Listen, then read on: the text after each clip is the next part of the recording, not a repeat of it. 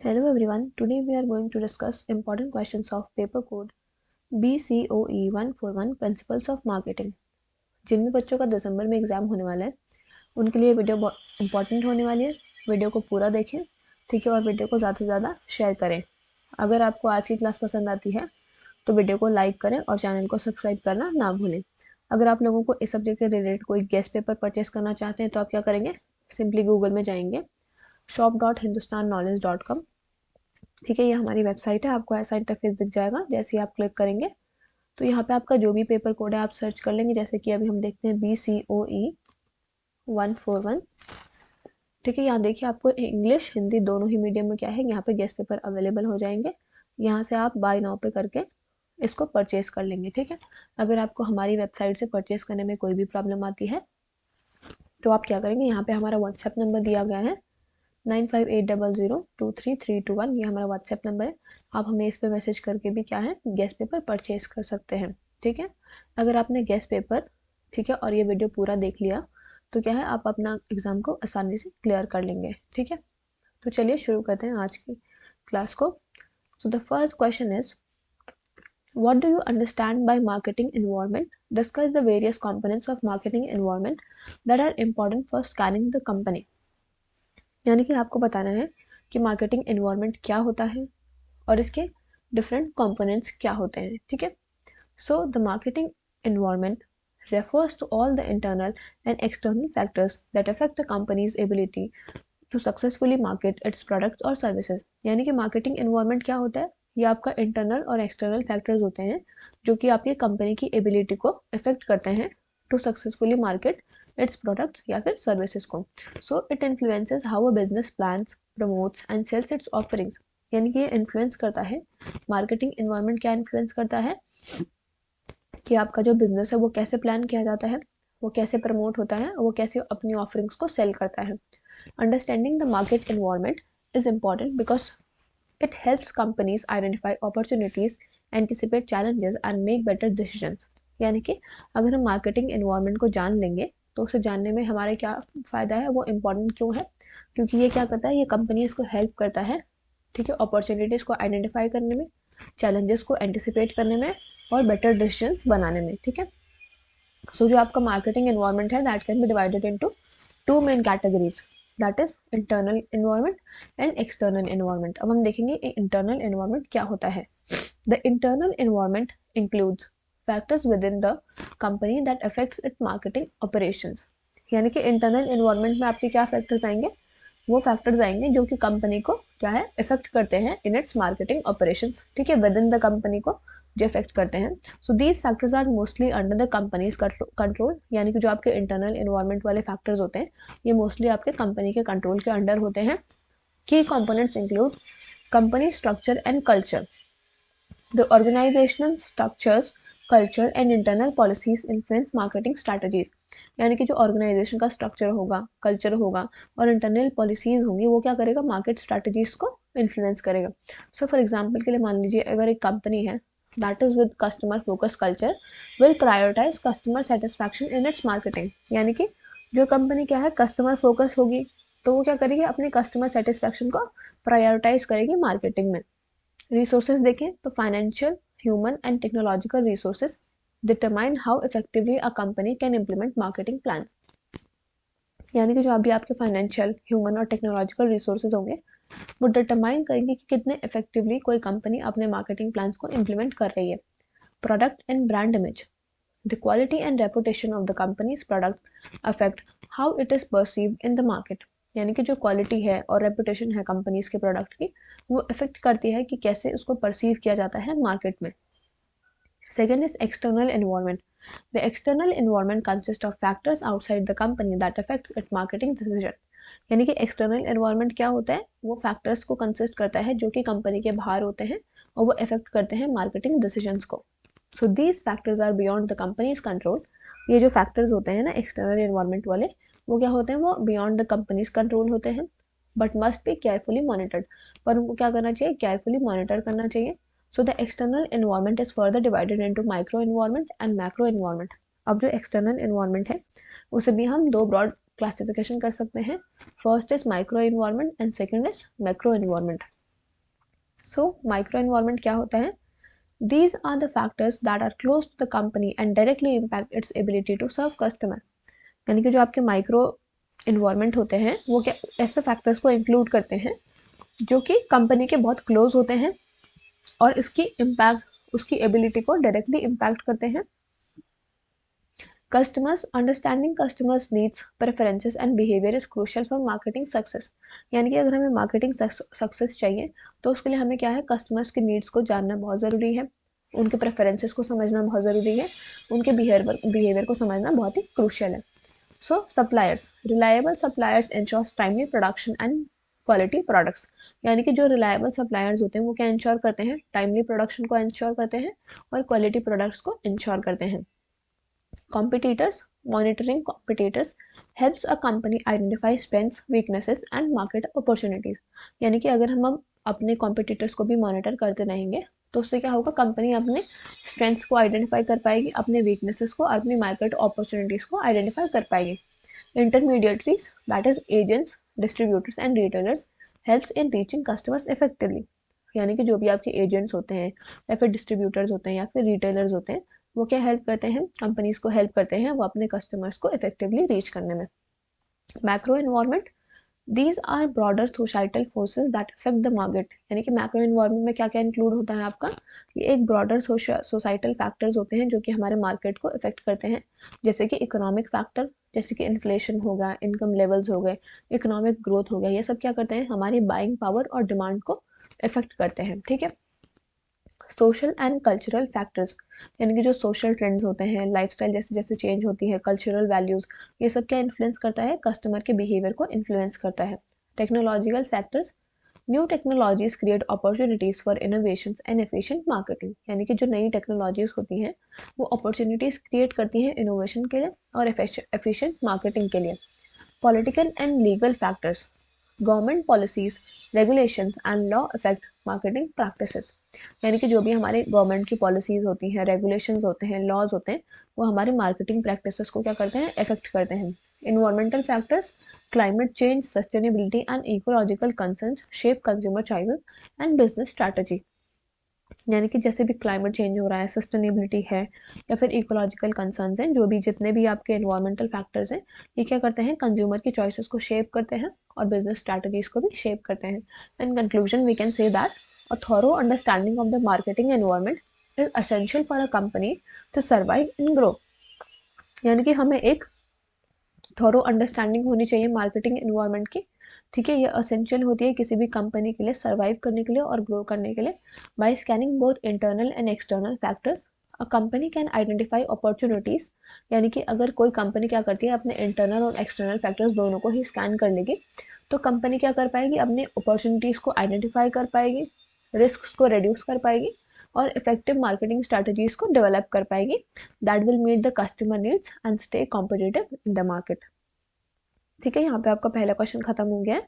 अब हम next question की ओर चलते हैं। अगर आपने अभी तक चैनल को सब्सक्राइब नहीं किया है तो चैनल को सब्सक्राइब कर लें, साथ ही में हमारे टेलीग्राम ग्रुप में भी ज्वाइन कर लीजिएगा, जिसका कि लिंक आपको डिस्क्रिप्शन बॉक्स में दिया गया है। वहाँ पे क्या आपको सारी क्लासेस का अपडेट मिलता रहेगा। ठीक है, so now we will move to the next question.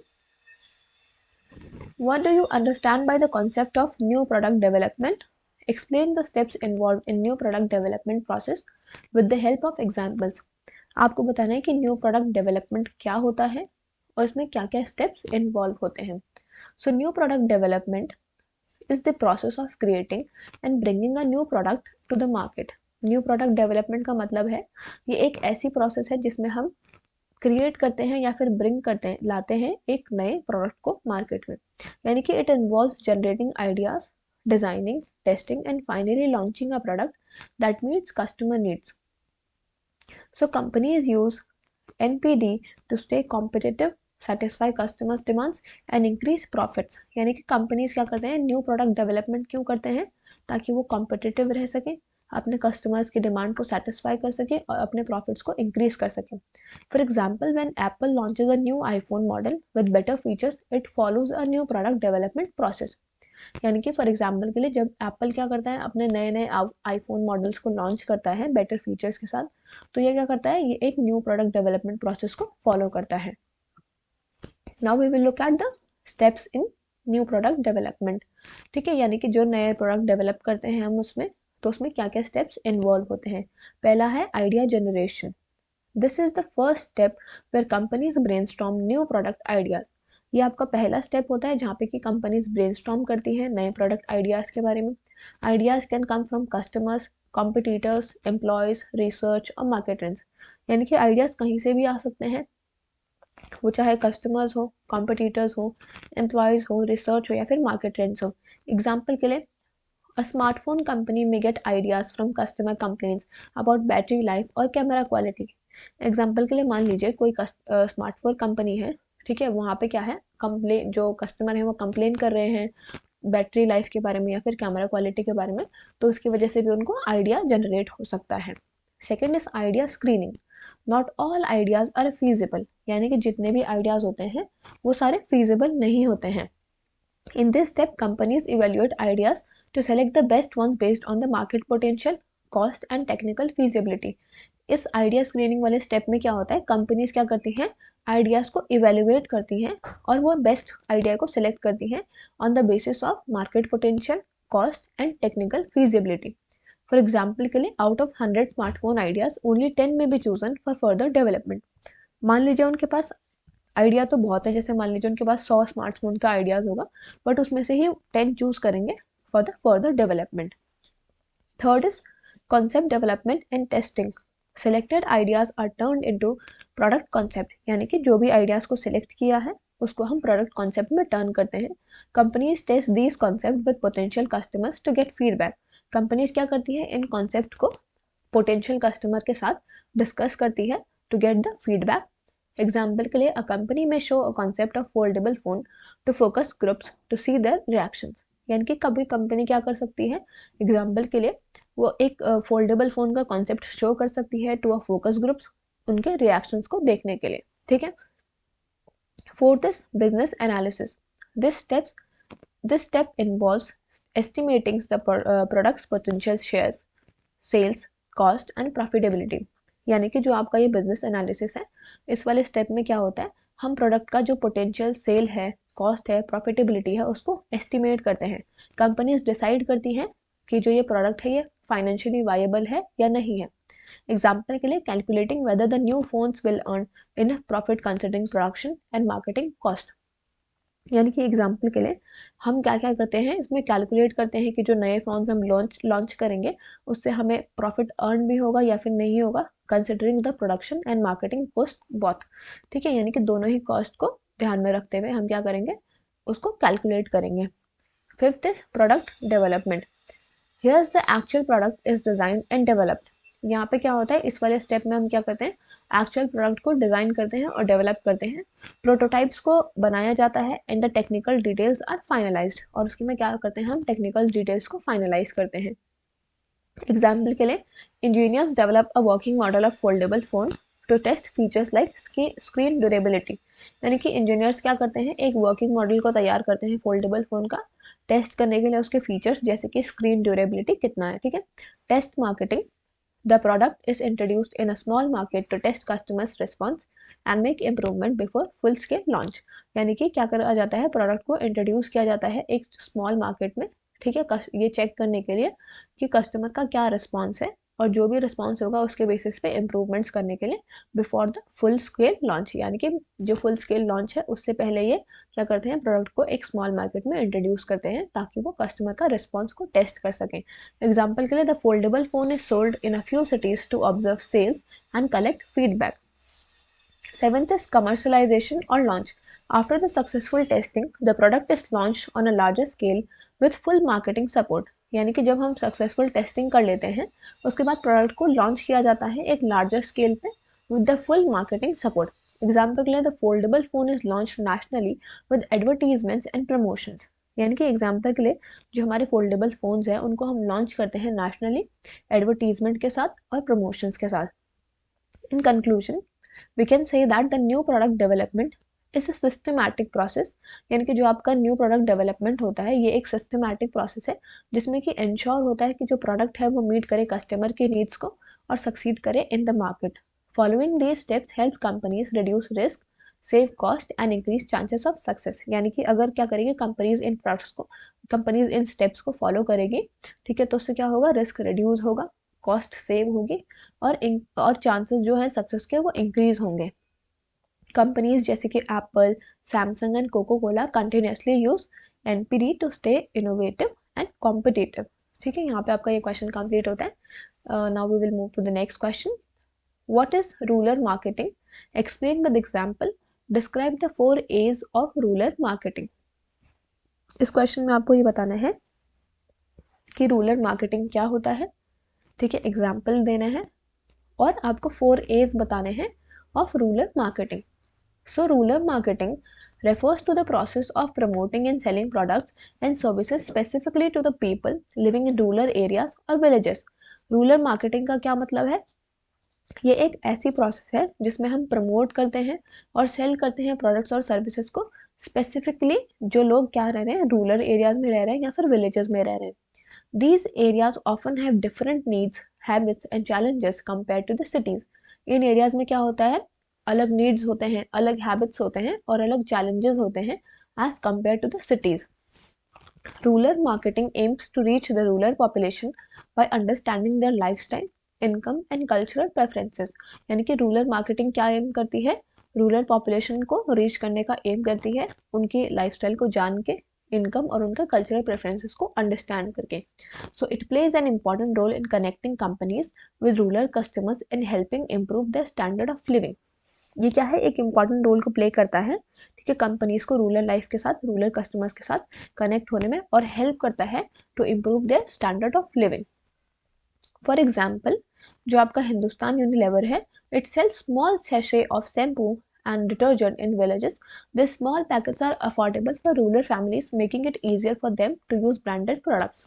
Similarly, companies like Amul provide milk and dairy products in villages, creating a strong rural presence. यानी कि एग्जाम्पल के लिए जो हिंदुस्तान यूनिलीवर है, ये क्या करता है, स्मॉल शैशेज भेजता है शैम्पू के या फिर डिटर्जेंट्स के विलेजेस में। तो जो ये स्मॉल पैकेट्स होते हैं ना, ये अफोर्डेबल होते हैं रूरल फैमिलीज के लिए, और ताकि उनके लिए क्या है, ये ईजी बन जाता है कि वो यूज़ करें ब्रांडेड प्रोडक्ट्स को। ठीक है, सिमिलरली जैसे कि आपकी कंपनी अमूल हो गई, तो वो क्या करती है, मिल्क और डेयरी प्रोडक्ट्स को विलेजेस में, ठीक है, प्रोवाइड करती है, जिसकी वजह से एक स्ट्रॉन्ग रूरल प्रेजेंस क्रिएट होती है। So rural marketing requires special strategies because of rural consumers face challenges such as lower income, limited access to markets and poor infrastructure. यानी कि जो रूरल मार्केटिंग है उसमें क्या है, हमें स्पेसिफिक स्ट्रैटेजीज की ज़रूरत होती है, क्योंकि जो रूरल कंज्यूमर्स होते हैं वो बहुत सारे चैलेंजेस को फेस करते हैं, जैसे कि मान लीजिए उनकी लो इनकम होती है, लिमिटेड एक्सेस होता है मार्केट्स में या फिर पुअर इंफ्रास्ट्रक्चर्स होते हैं। So to successfully sell the products in rural areas, companies follow the 4 A's of rural marketing. यानी कि इसीलिए जो कंपनीज होती हैं, ठीक है, वो क्या करती हैं, 4 A's ऑफ रूरल मार्केटिंग को, ठीक है, अप्लाई करती हैं या फॉलो करती हैं। First one is affordability. Rural consumers generally have lower income as compared to the urban consumers। यानी कि जो रूरल कंज्यूमर होते हैं, ठीक है, जो रूरल पीपल होते हैं, उनकी जनरली कम इनकम होती है as compare to the urban consumers. Therefore product must be price affordably. इसीलिए जो प्राइस हैं उनको अफोर्डेबल रखना चाहिए। Companies often introduce smaller packages और low cost versions of their products to suit rural budgets. Companies क्या करती हैं, स्मॉलर पैकेजेस बनाती हैं या फिर लो कॉस्ट वर्जन बनाती है उनके प्रोडक्ट्स के, ताकि वो सूट कर सके रूरल बजट्स को। एग्जाम्पल के लिए जैसे कि Hindustan Unilever that sells shampoo in 10 gram sachet instead of larger bottles, so villagers can buy them at a low cost. तो जैसे कि हिंदुस्तान यूनिलीवर कंपनी है, ये क्या करते हैं, अपने शैम्पू को एक छोटे से शैशे में बेचते हैं इंस्टेड ऑफ अ बॉटल, ताकि जो विलेजर्स हैं उसको बाय कर सकें eight a low cost. Availability, products must be easily available in the rural areas. Due to poor transport and limited retail stores, companies need strong distribution networks to ensure their products reach every village. यानी कि products को क्या करना चाहिए, हमें easily available करवाना चाहिए rural areas में। ठीक है, वहाँ पे क्या होता है, पुअर ट्रांसपोर्ट होता है और लिमिटेड रिटेल स्टोर्स होते हैं, तो कंपनीज को क्या करना चाहिए, अपनी एक स्ट्रॉन्ग डिस्ट्रीब्यूशन नेटवर्क को इंश्योर करना चाहिए, ताकि जो प्रोडक्ट्स हैं वो सारे विलेजेस में पहुंच पाएँ। एग्जाम्पल के लिए Amul has a wide spread network of milk collection centres and delivery points, making its products easily accessible to rural customers. Amul क्या है, एक बहुत वाइड स्प्रेड नेटवर्क रखता है मिल्क कलेक्शन सेंटर्स का और डिलीवरी पॉइंट्स का, जिसकी वजह से वो क्या कर पाता है, अपने प्रोडक्ट्स को ईजिली एक्सेसिबल करा पाता है to the rural customers. Third is awareness. Many rural consumers may not know about certain products और ब्रांड्स, यानी कि बहुत सारे जो रूरल कस्टमर्स हैं, रूरल कंज्यूमर्स हैं, उनको पता नहीं होता है बहुत सारे ब्रांड्स के बारे में। कंपनीज को क्या करना चाहिए, उनको एजुकेट करना चाहिए about the benefits and the usage of the products through local advertising, demonstrations और सोशल मीडिया। तो कंपनीज क्या कर सकती हैं, अपने ब्रांड्स के बारे में उनको अपनी बेनिफिट्स, उनके यूसेज, जो भी उनका प्रोडक्ट है उसका यूसेज, उसके बेनिफिट्स के बारे में बता सकती हैं थ्रू लोकल एडवर्टीजमेंट करके, डेमोन्स्ट्रेशन करके, या फिर सोशल मीडिया के थ्रू। एग्जाम्पल के लिए Patanjali uses village level marketing and health camps to create awareness about its herbal products. Fourth is acceptability. Product should suit the preferences, culture and needs of rural consumers. यानी कि जो product है वो suit करना चाहिए उनके प्रेफरेंसेस को, culture को और नीड्स को, ठीक है, जो भी रूरल कंज्यूमर है। Companies often modify products to meet local taste and habits. Companies क्या करती हैं, कभी कभी अपने प्रोडक्ट्स को मॉडिफाई कर देती हैं ताकि जो लोकल टेस्ट और हैबिट्स हैं वो उनको मीट कर पाएँ।